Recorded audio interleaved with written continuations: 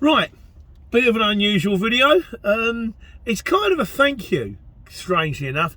Before we go on, this isn't going to be a video about the courier exchange or van driving or all that kind of stuff. I know I do a lot of videos about that, but also this is one of the Cockney ones. Strangely enough, my second highest rating video is, I think it's how to count money in Cockney. Because I used to be a market trader, we used to talk it. Yeah, there you go. And yesterday, I'm looking through my emails, trying to get a discount code at Last Exit of Nowhere, and Fabulous T-shirt firm that I wear. They said they might send me one because it's Christmas and the wife wants to buy me some new T-shirts.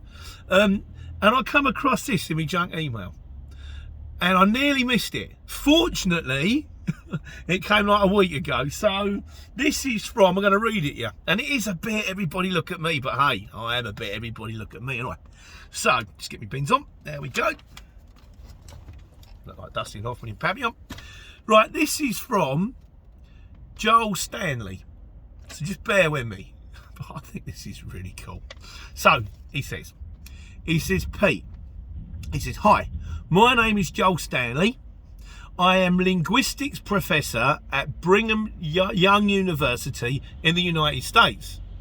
At first I thought he was trying to sell me something. I thought, hang on, what's going on here? He says, I teach a class called Varieties of English, where I cover something like 30 different accents and dialects from around the world. As part of each lecture, I try to find YouTube videos or other recordings of genuine people using their accent in genuine setting.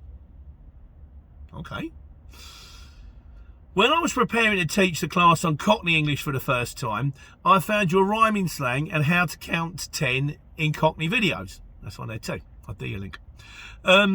You seem like a great guy. Bless him, he's a lovely fellow, clearly not a shrewd judge of character, but thanks anyway. He says, so I went through and watched a few of your other videos too. I showed them to my class and encouraged my students to look through them too. Now, I may be a linguist, but I'm an American and my ears aren't quite used to distinguishing different British accents.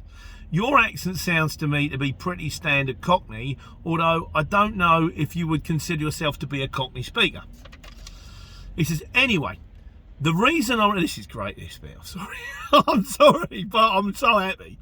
He says, anyway, the reason I'm writing to you is because I'm grading some homework of several of my students I mentioned in your videos. I asked my students to talk about some misconceptions they had about British accents before coming into class and explain how their views have changed.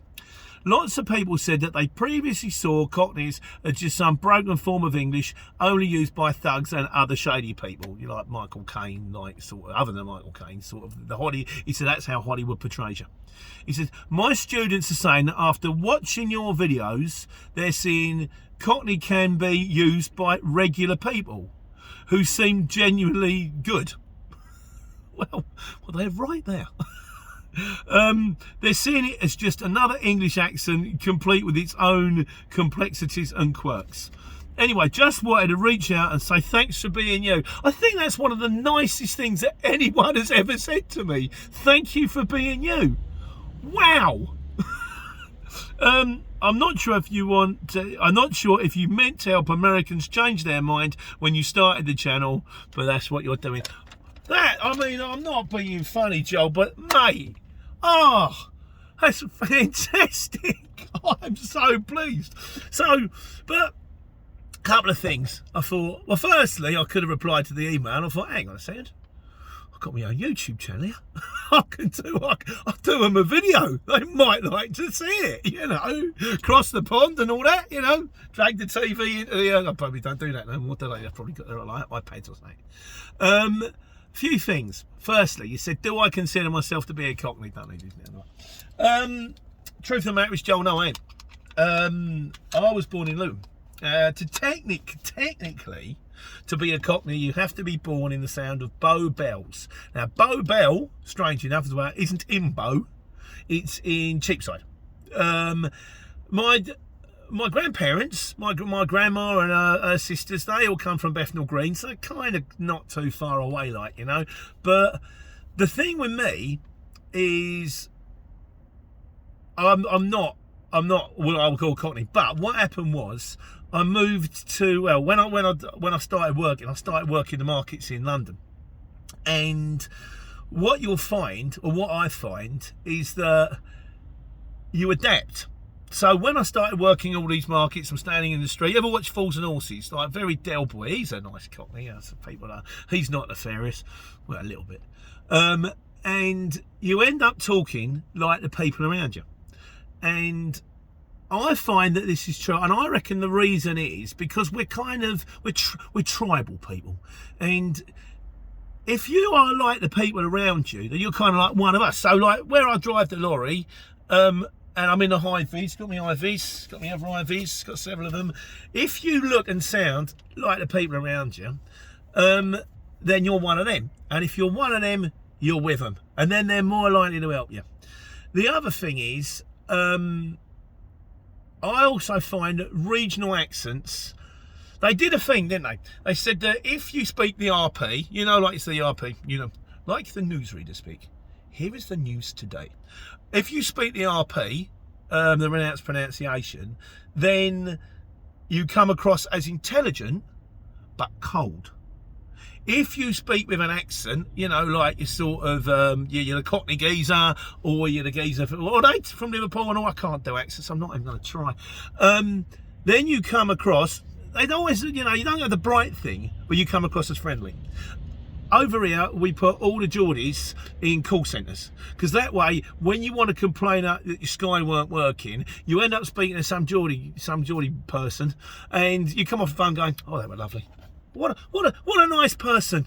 They told me my Sky don't work, and I ain't going to get my money back. What a really nice person." Like, because we find, I suppose it might be the same for you guys, that accents kind of make you relatable. They kind of make you friendly.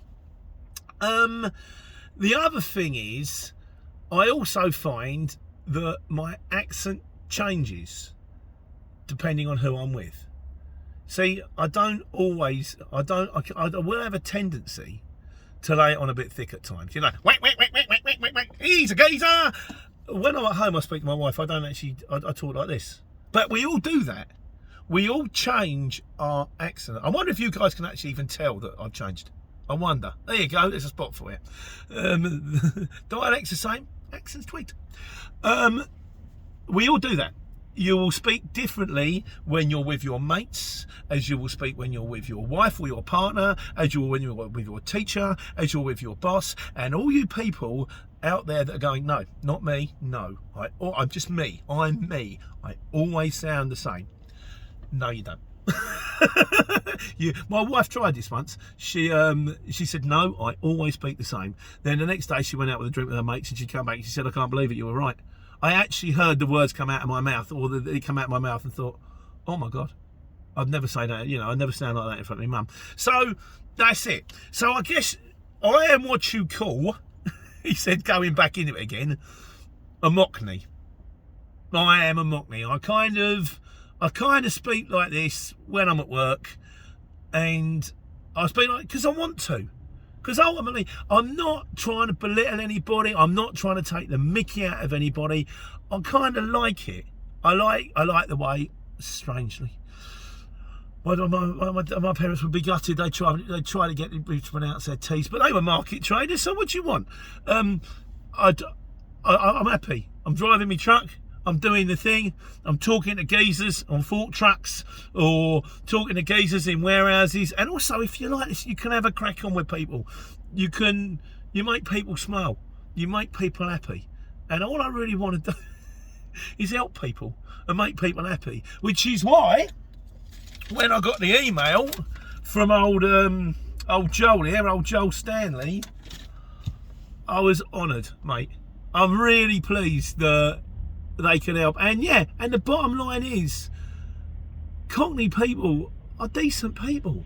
They're Londoners. They'll help you.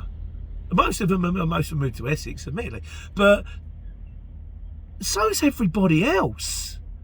The thing is, every single person is different, and it doesn't matter what you look like, what your sex, what your gender, what your nationality. We're all individuals. We all stereotype. You've got to stereotype quicker, but every single person needs to be treated on their own merit, because that's just the way it is. Because every single person is different. You can't say, if two people aren't the same, you can't treat two people the same. That's wonderful, isn't it? So anyhow, so I'm going to sign off now. I hope you see this. Hello, class of, give us a big thumbs up. Where are you? Brigham Young University in the United States. I don't even know where in the States you are. East, west, south. Give us a shout. But ultimately, thank you very much for watching. I appreciate it. And take care.